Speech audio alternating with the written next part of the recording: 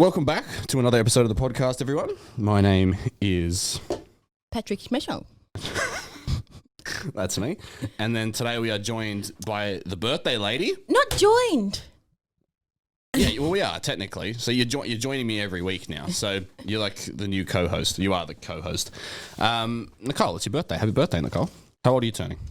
52. 52 on a good day. On a good day? Nah, 29. 29 and feeling fine. Yeah, didn't we talk about this last week or the week before? We were making fun of how old you were. You do that every day. Do it every day. Can you turn my headphones up? Yeah, me too. Which one? You're one, I'm two. Is this one? Yep. The one with number one on it is two. Other way. Is that better? Hello? No.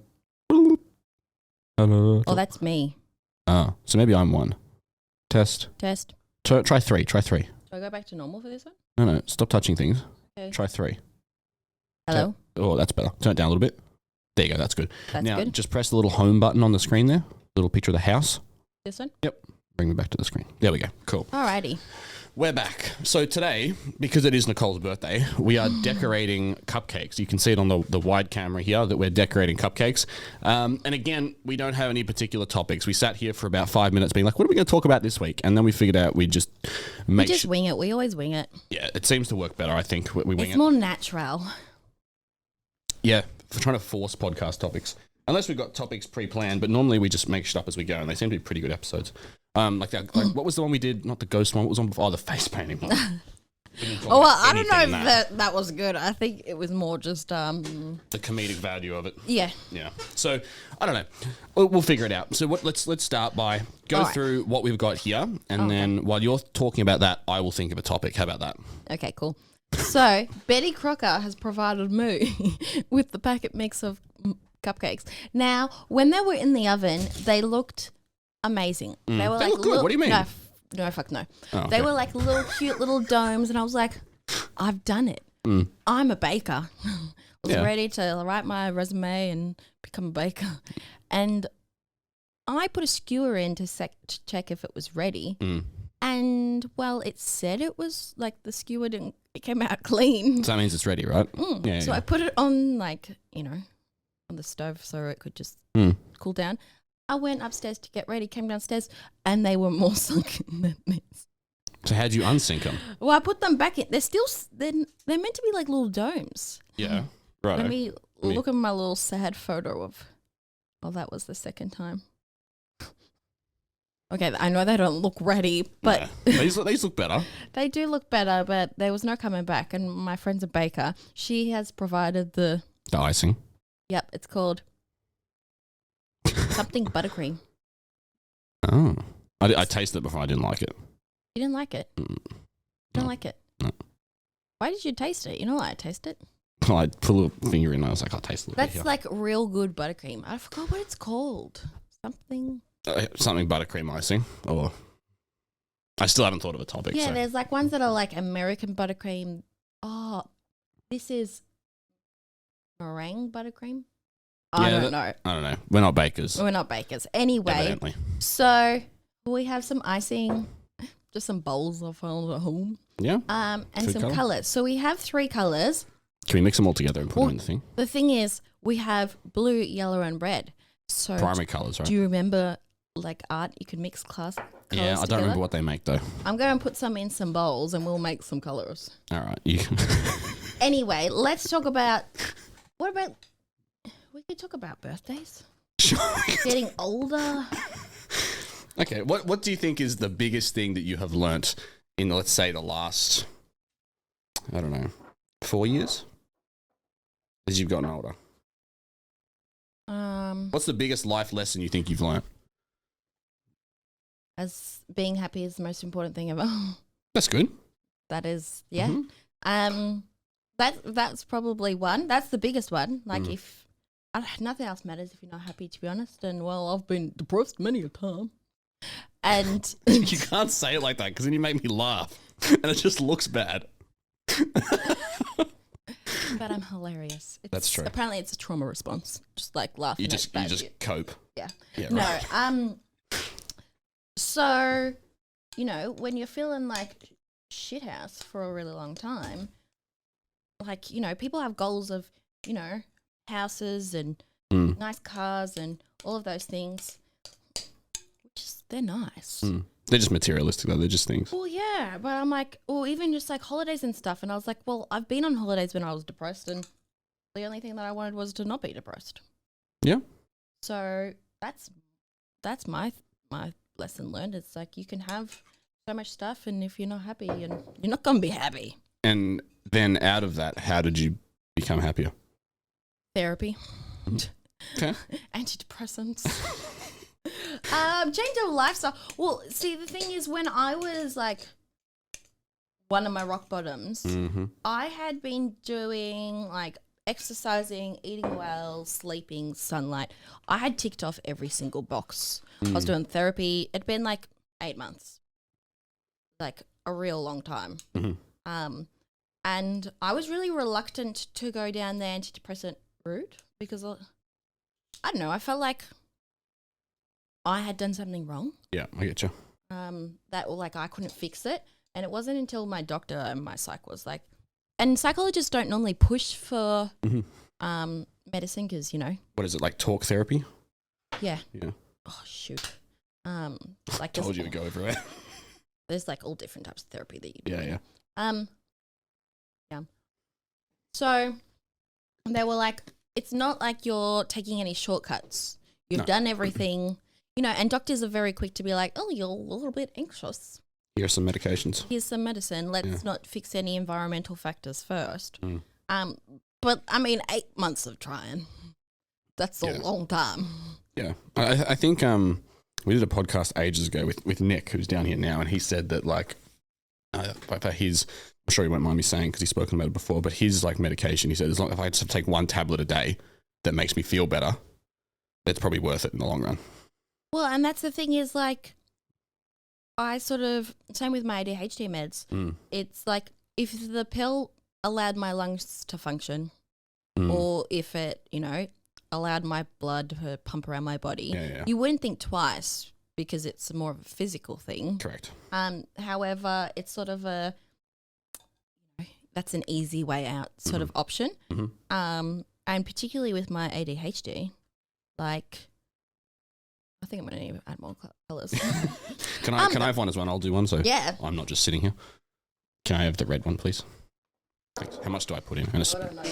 We'll figure it out as we go. That's it's sort of, I have very much imbalances in my brain. Like I've never been able to sleep well, all of those things. And my antidepressants aren't sort of SRIs. So I tried them for the first few weeks and my God.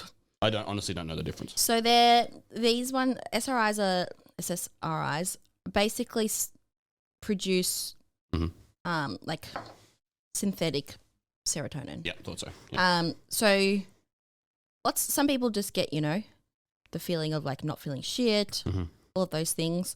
I was just sort of made numb. So like say you told me something really sad, I would be like this. There'd be no emotional response to it. Yeah, I'd be like in my brain. That would be arguably I actually worse, have. not? Yeah, when you wanted like,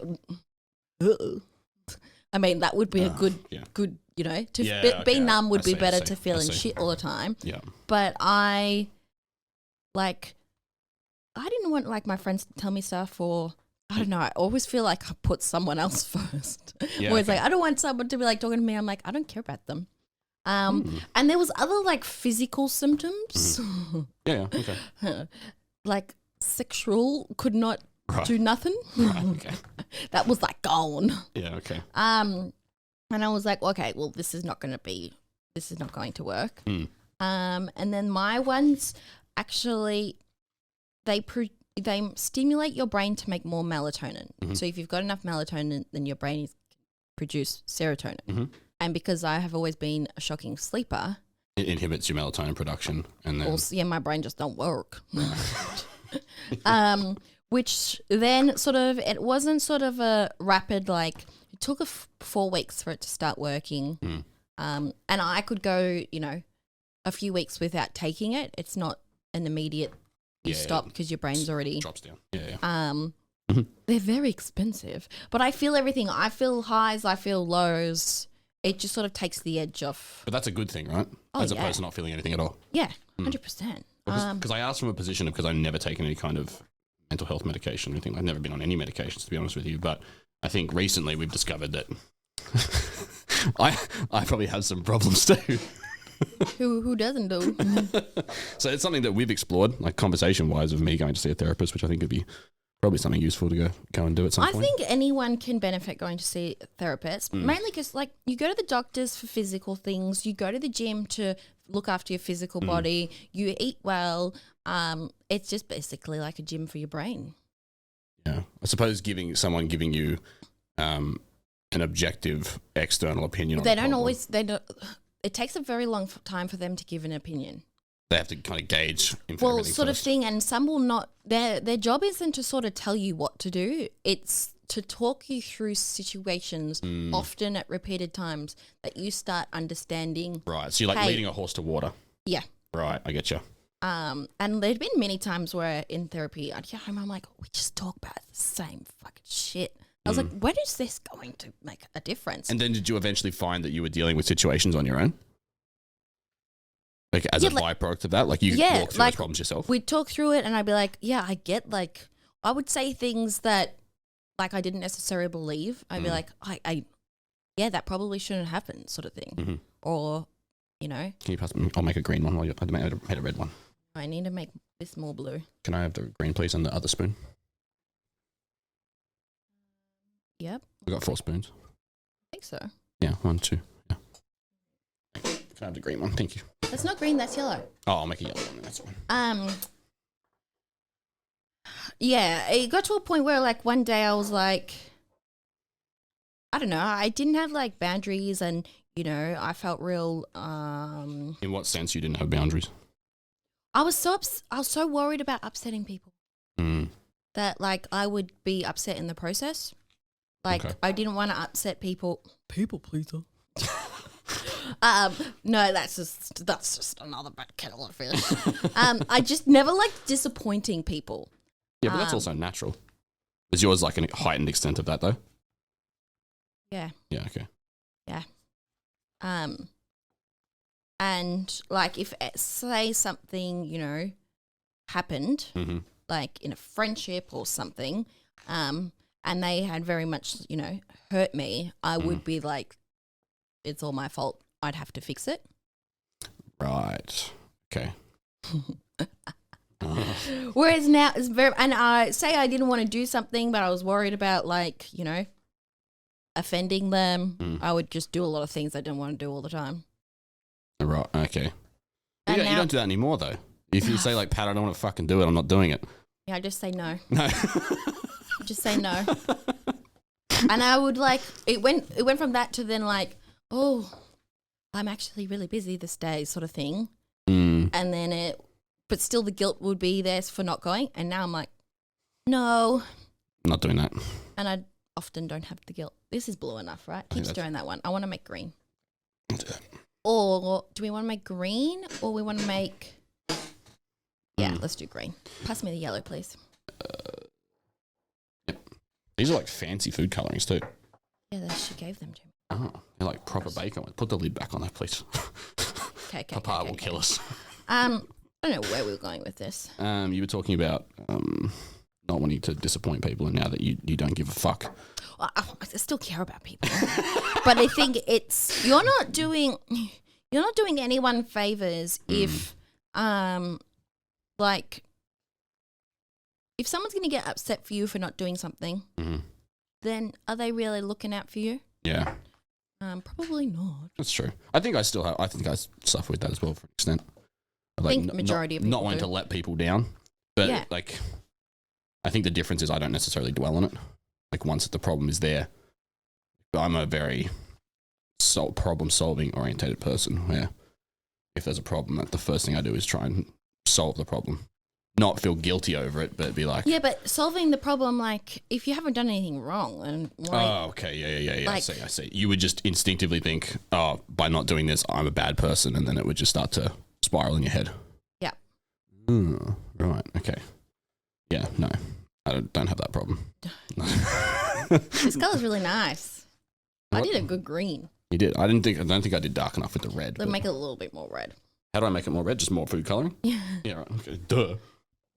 All right. More red. More red, please. This was just a depresso conversation. We talk about fitness all the time, but I think mental health is something to... No, and like, it is very important. and for someone like yourself who's struggled with it, and someone like me who's obviously got fucking problems, but... Oh, you're perfect the way you are, Paddy. No, I'm not. Far from it. Very, very well aware of that. But at the same time, like it's two opposite ends of, not opposite ends of the spectrum, that's the wrong way to say it, but at two different points of it. You've obviously gone through a lot of stuff, overcome a lot of stuff, where I think it's taken me 25 years to figure out that I have some fucking problems. Well, the thing is... Or at least acknowledge those problems. And, like, obviously, I wouldn't say, like, oh, I'm so glad I've had mental health issues. But at the same time, I guess because mine was so intense, I had to address them, which I think has allowed me to grow so much as a person. So I don't know, say I didn't have those issues or, like... weren't depressed and didn't have to address it. Like, I've addressed a lot of things that I didn't think were ever issues. Because they were made aware to you by someone else? Yeah, or like when you're starting to, look at yourself and your actions and other people's actions, you just, by talking about things over and over, you see things a lot more clear. Because, well, when you tell a lie, right, when people tell lies, it changes each time they tell it. Yep. So if you're lying to yourself, every time you share that with, a psychologist, and a lot of the time you will, like, change things a little bit, not in the sense of because you want them to think something else, just because you're protecting yourself. Yep. Because you probably don't want to acknowledge, how you're feeling or particular things. Avoidance is a great thing. Yeah. But then constantly talking about it over and over, you'll eventually get down to the truth, and you'll feel either comfortable enough to share it. You'll probably share it with them. Yep. And a problem shared is a problem halved. I love that saying. Because you just sort of don't feel so isolated in that, and they are and a person that knows nothing about you or the situation. So you can go in there and, you can have like friends and partners that you talk about stuff to, but there's always that guilt being like, I don't want to share openly, even though it's a safe space too, because I don't want them to, worry about how I'm feeling. Put a burden on them. Put that burden on them, because it is a burden. Yeah. No, despite anyone saying, I'm always there for you. Yeah, they are, but it's not also your job to, go through, feel what I'm feeling. You're not the psychologist. Yeah, someone who, loves you is going to feel like absolute shit. So that's sort of like people want you to share with them, but you don't want to share. Yeah. No, Does that makes that make sense. sense? No, I understand. I completely understand, especially if it's like even a position where someone that can't really give you do you think the expectation is you just want someone to talk to, or do you want advice? No, never advice. No. Never advice. Never advice. Because that sort of gives the impression that they know how to fix it. Yeah. And the thing is, like, you could say lots of things. Unfortunately, when you're in those sort of positions where it's not sort of situational depression or situational anxiety, when you've just got the big dark cloud over you. It's like chronic. Just chronic. Like people saying, oh, just get out for a walk. Doesn't like really help, but yeah. No. It's like, today the fact that my blood has to pump makes me want to die. Yeah, right. Okay. So like, and a lot of the time is when people have the best intentions, but it's also like when you share those sort of things, it's sort of, they want to hear that you're doing okay. Yeah, I get you. Because it makes them feel easier. Or they feel at ease, like, oh, okay, they're fine. We don't have to worry about it. Yeah. No, that makes sense. It's like, because the stuff that we've discussed, especially about me, has been very situation based. Yeah. It's not like I don't feel like that all the time. Which I think is different to where you can give advice on that, because it's based on a specific situation, a set of circumstances. Not that when I wake up, I'm fucking miserable all the time. Yeah. It's based off certain key things that set me off. And then once I'm not anywhere near those things anymore, it's no longer a problem. Yeah. So it comes in like... Because you can feel depressed, about a situation and you can have depression. And I think also this is probably where the stigma around antidepressants has come in. And a lot of doctors and people going through their first sort of big hardship, which I'm not to say that they can't do it, but are they feeling feelings of being depressed, as in, you know, something's happened and now they're in a rut? Yeah. Or is it, you know, the chronic illness? Yeah, because like a family member dying, you're going to be fucking miserable over that. That's natural. Yeah. That's natural. In what context, though, would there be like a situation or situational like depression about something? Would that be family member dying? Something like that? Yeah. Okay. Losing a job, low income, no income, health issues. So more circumstantial based than... Yeah.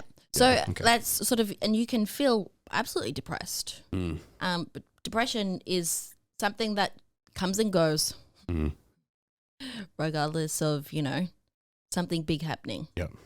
Like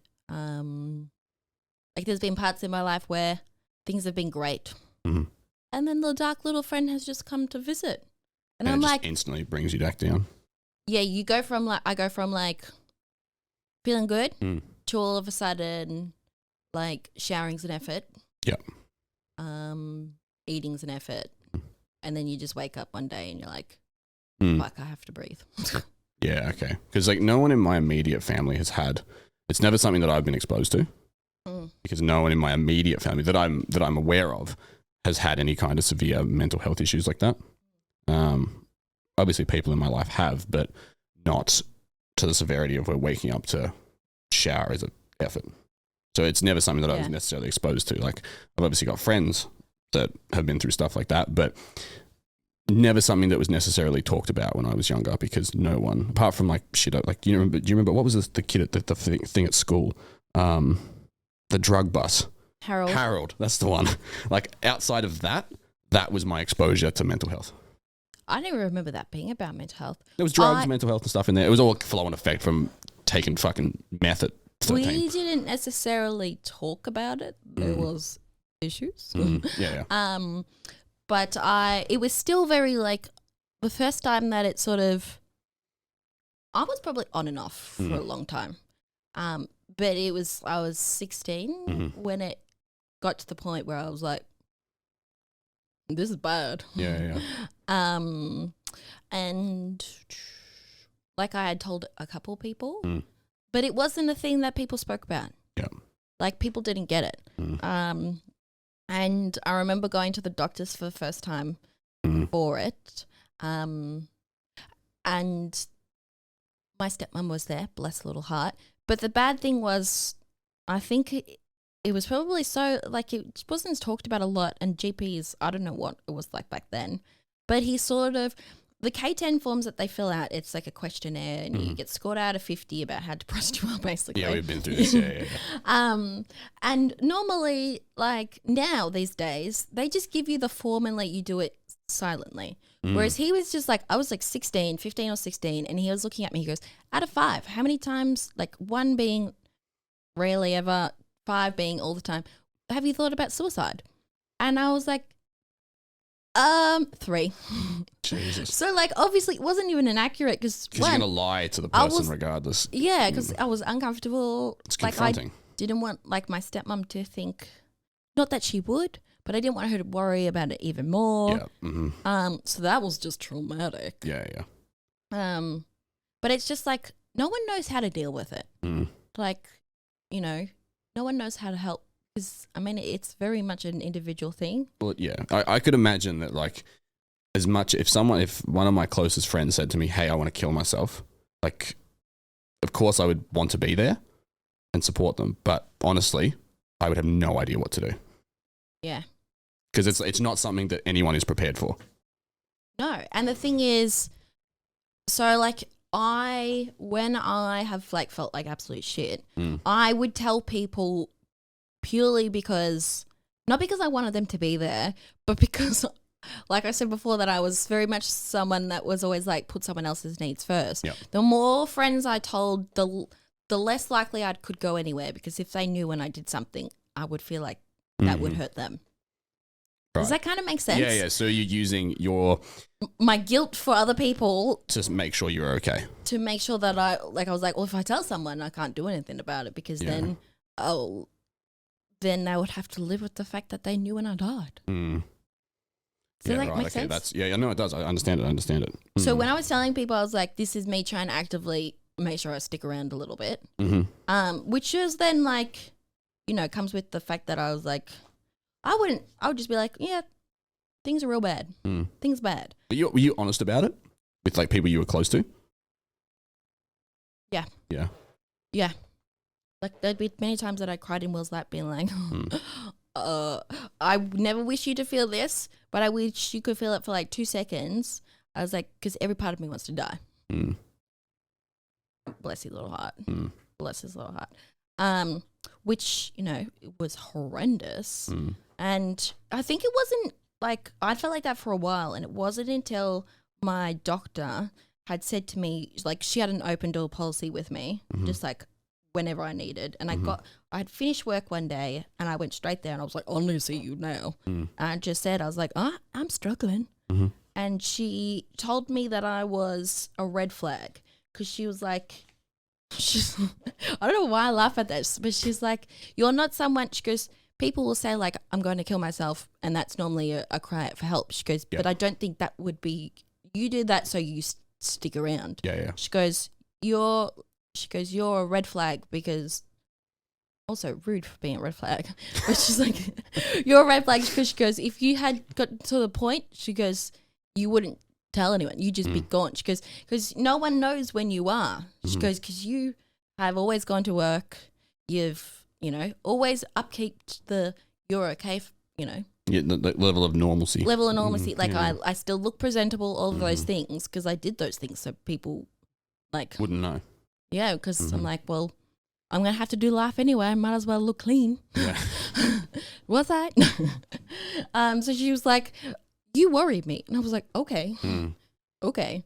Thank gosh we're not there anymore. But yeah, I don't know what we're talking about. No, I think it gave a really, really good insight because, again, like I said, not many people I know have gone through something like that. Like it was I've got friends with mental health problems and like struggle with it. So it shows me that mine pale in comparison, which is like not to say that someone's mental health is less important than someone else, but it's like it gives me a perspective of like the levels. I don't really need to fucking worry about it. Well, you do. Well, do you understand what I mean? Yeah, I get what you mean. It's just sort of like I get it. There's different levels.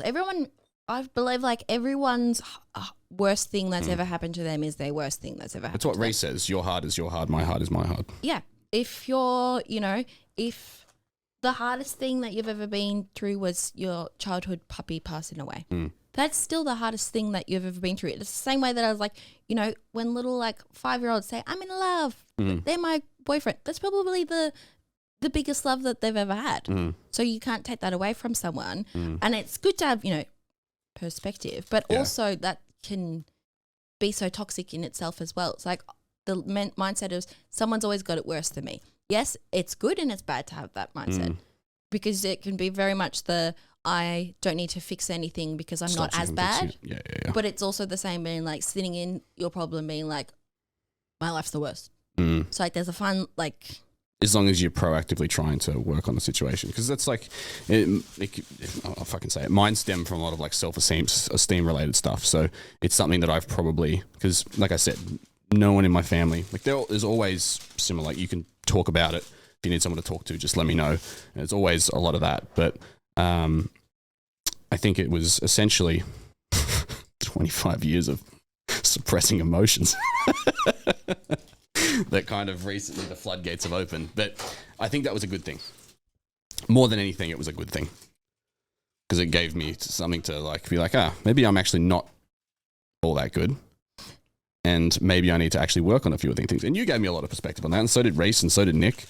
And gave me some good things to think about, which I think like actively moved me in the right direction. I think like the other day, I reckon I spent maybe like $100 on audiobooks and I've just been pumping through them.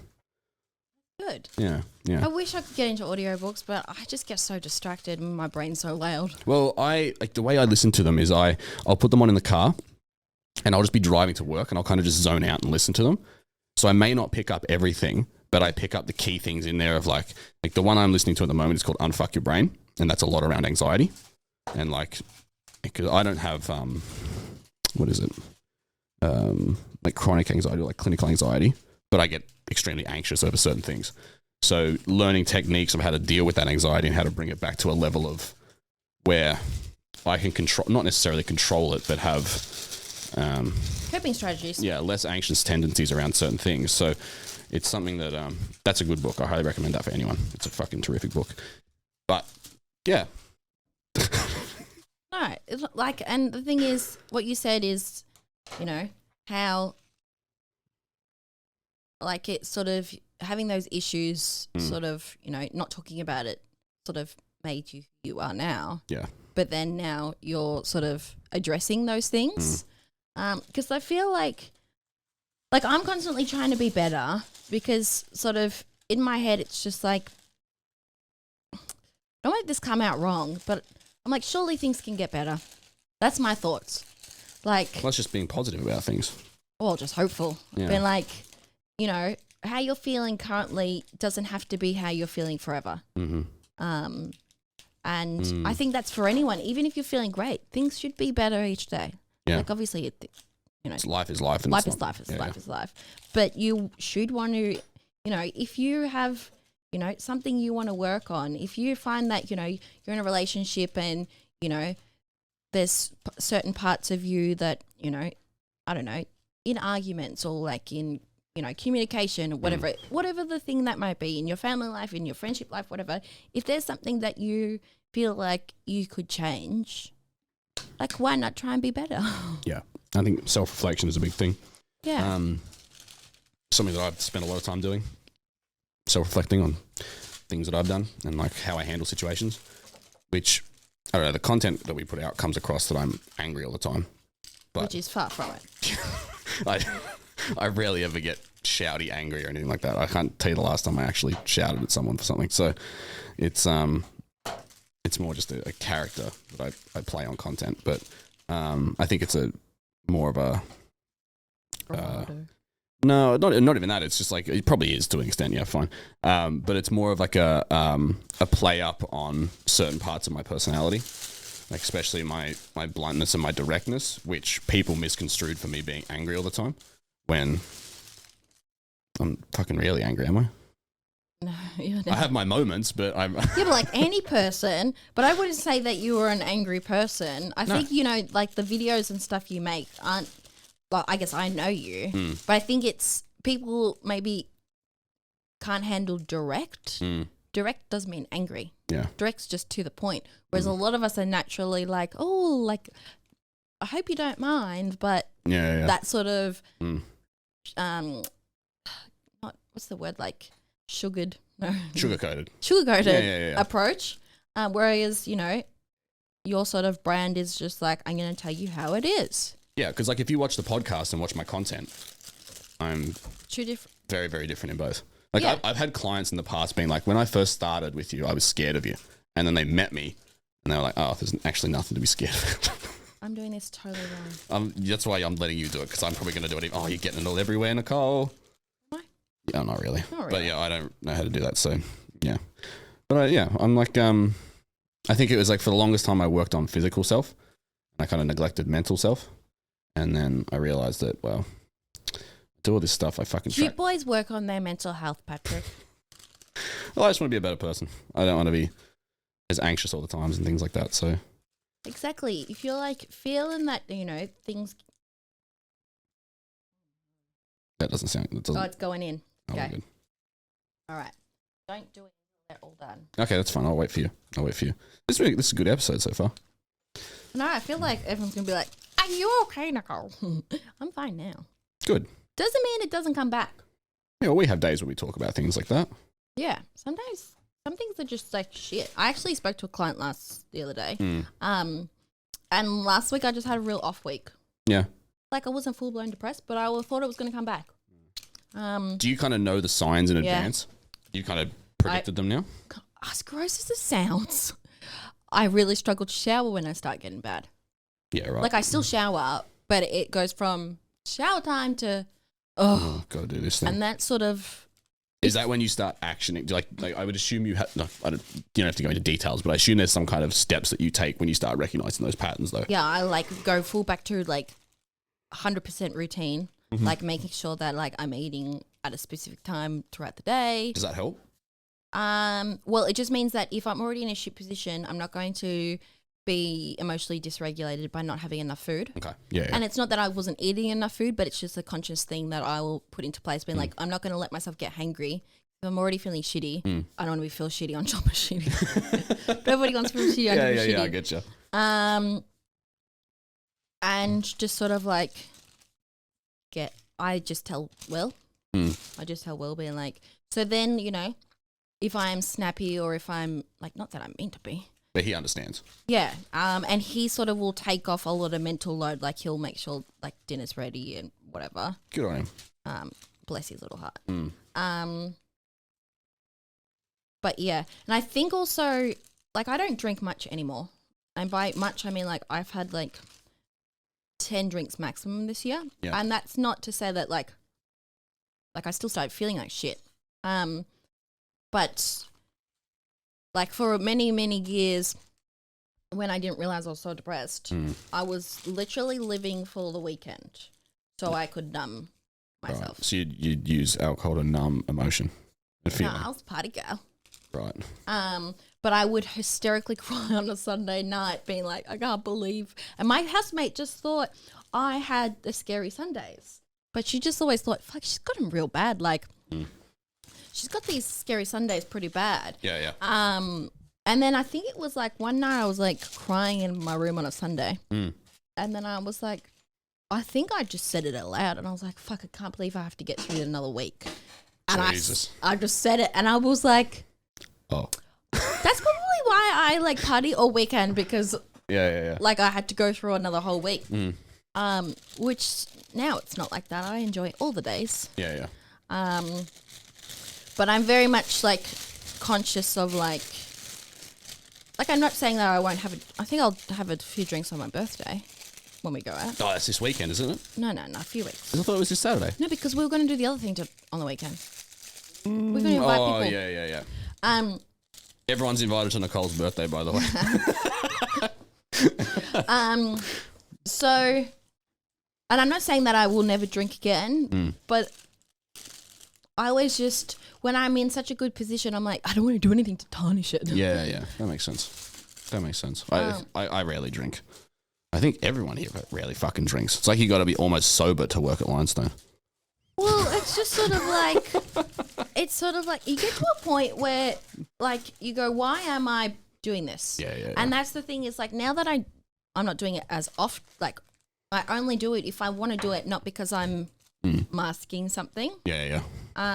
Because, you know, lots of people go out all the time.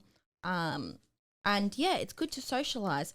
But I love when like I have friends come over for dinner and we just have like wholesome dinner and like we had two friends, Mitch and April, I love them. But they came over and we watched a movie. And I'm not someone who sits down for a while and watches a movie. But it was just like we were all just laughing. It was real stupid. You know, you got to sleep at a reasonable time and you felt good the next day. Yeah. So you then don't regret the social, you know, socializing. Because there's nothing worse than, it's not even so much the drinking. I think it's a disruption in my nighttime routine. Yeah, okay. That I'm tired the next day. So then like groceries or cleaning or whatever is a bit harder the next day. Then I feel like you're so far behind for the next few days. Carries on. Yeah, I get you. Yeah, which is where right behind me. Speaking of disrupted sleep. Which is bloody waking up for the gym early is really tiring, isn't it? That's what, yeah. What was I going to say? You throw me off completely. Disruption in sleep. No, I was going to say something else. Routine, catching up. No, it was about emotions. That's why I think a reason. I also I don't know why I just have no fascination or no compulsion to drink when I go out. Like if I go out for like your birthday, I'll have a drink, but like I'll have like one or two, and then I was like, any more than that? Like, I went to the SB on Sunday with Nick, and I had 3 drinks, and I was like, okay, well, I didn't. Maybe don't shake that into the microphone. Sorry. I don't need any more than that because it's like anything excessive, like fucking the next day. I haven't been hungover in years. Oh, I have an anxiety to be hungover. Yeah, it's no good. It's no good. Like, random segue, but coming back to emotions. Yeah. Did you ever struggle to talk about your emotions? Yeah. Yeah. Yeah. Okay. Yeah. Okay. Well, like, what do you think was the first step? Like, when obviously, I don't want this to be like an advice podcast, but what do you feel like was one of the biggest things that, because I struggle to talk about them only recently, now that I have more supportive people around me, I think that it's, well, people that I feel comfortable talking to about them. If you don't feel comfortable talking about anything, they're not the right friends. No. That's my sort of thing is, you know, if someone is not going to, you know, they don't have to be there like beck and call. But if you don't feel like you've got someone to share, you know, your ups and your downs, your friends shouldn't be there for only your ups. Yeah, no, I agree. Also your downs. They don't have to do anything, but if you don't feel like you're in a position to even share, then reevaluate friendships. Yeah. I think it also, like, if you're open and honest about it, it shows you how many people actually really do care. Yeah. Because I messaged someone the other day. I won't say who it is, but saying that it was a bit rough, and they're like, if you need me, just call me anytime. I was like, oh, didn't expect that, but I appreciate it. And even like you and Reese, very, like, I don't know if, like, I asked for advice, but I think it's more from a position of because I was so reluctant to talk about things that I solved all the problems in my head, and I solved them all very, very wrong. I was like, I'm going to use my own lens on this and try and fix my own problems, which, I tell you, doesn't actually do much. Very hard to fix your own problems, especially when you don't know what the fuck you're doing.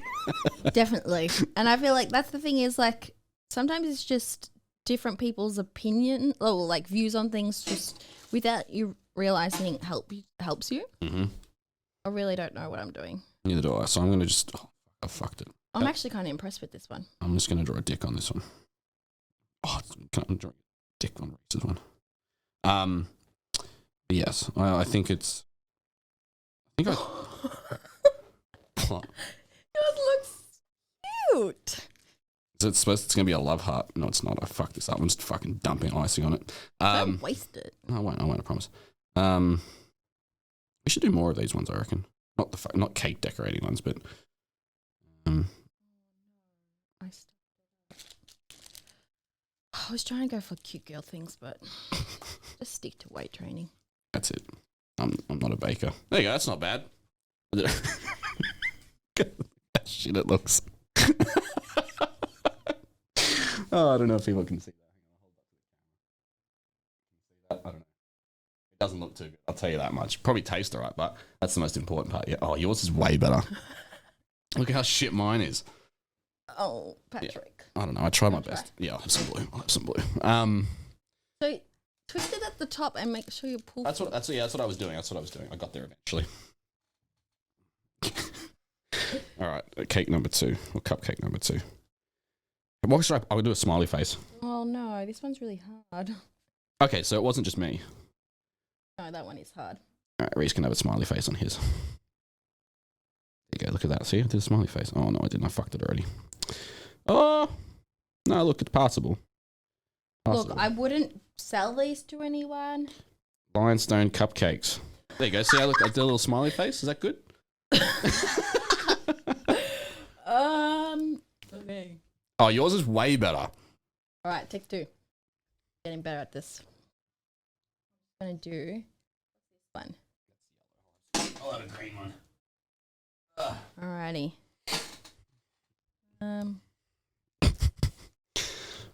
So, this one I reckon I could do like a little spiral on top. Oh, it looks like a little poo. Oh, this is not going well. Alrighty. Okay. What's this one? This one is that one. You know what would be interesting? What? Maybe I'll cut this out of the episode, but I should document my therapy sessions. Record them. How fucking broken I am. No, because you'll know you're recording and you won't be honest. True. No, maybe no. Okay, I'll cut that bit out of the episode. But yeah. All right. Well, you can decorate the last cake. I've done mine. Cool. I'm actually having really fun with this. Yeah, it's more like this is more of a you thing than it is a me thing, but it's kind of therapeutic. There you go. I don't need to go see a therapist. I can just cake decorate. Talk to the cakes about my problems. And then eat them. Oh, no, that sounds bad. But, yeah, well. I don't know how to do this one. Well, I think the cake decorating, I feel like it's a nice end to the episode. Had a bit of a more... Oh, I don't say it was depressing. I think it was a bit insightful. Of a insightful and more real episode. We should do more of these more often, I think. We can do them. Like, let us know if people like them. Yeah. Like yeah. Oh, I don't know about that one. Let's just start that one again. I didn't like it. Yeah, I think I don't know. Yeah. I think yeah. We'll do some more. Maybe we should get a psych on. I did suggest that once. Yeah, I'm happy to do it. Not to talk through our issues specifically, but maybe just more general issues. That looks really good. No, it doesn't. Oh no, it did look good until you fucked it. But yeah, maybe we'll get a psychologist on or something like that. I'm just eating so much. Sorry, I am listening. Are you? You gonna add anything to the conversation? I think that would be a very good idea. Yeah, I don't know any, so. Well, I'll bring it behind. Hi guys, this is my therapist. This one's just a work of art now. Oh yeah, I'll do some reading into it. But hopefully you took some value from the episode. If you like these kind of episodes where it's a little bit less about fitness and more about, I suppose, us in general. Oh, I don't know about that one, Nicole. That looks We're going to start him again. It's like, stop wasting the fucking icing. What do you mean? We have no more cupcakes. Oh, true. Don't talk to me like that. Sorry, you're right. That was rude. But psychologist now. Emotional dysregulation, getting angry all the time. But if you like these kind of episodes and you like, I don't know, how would you describe this episode? More of a vulnerable one, more of an open one. The ups and downs of mental health. Yeah. I think I'm getting better at talking about my problems, so maybe one day I can discuss some of my issues on here. Yeah, I think, people would like to hear that. Once you're ready. Yeah. We'll see. We'll see how it goes. But thank you very much for watching. If you would like to buy some cupcakes, Nicole will be out the front of the gym selling them. Go buy Bakes by her. Bakes by her. Shout out to, what's her name? Helena for the icing. Shout out to Betty Crocker for the cupcakes. And I'd still made them though. Yeah. Shout out to Nicole for the cupcakes. And yeah, make sure you click like on the episode, share it, do whatever. If you took value from it, send it to a friend. If you think they would take value from it, send it to them as well. I don't know. Do all the stuff. And yeah, we'll see you next week. Have a good day. Yeah, have a good day. Bye. Bye.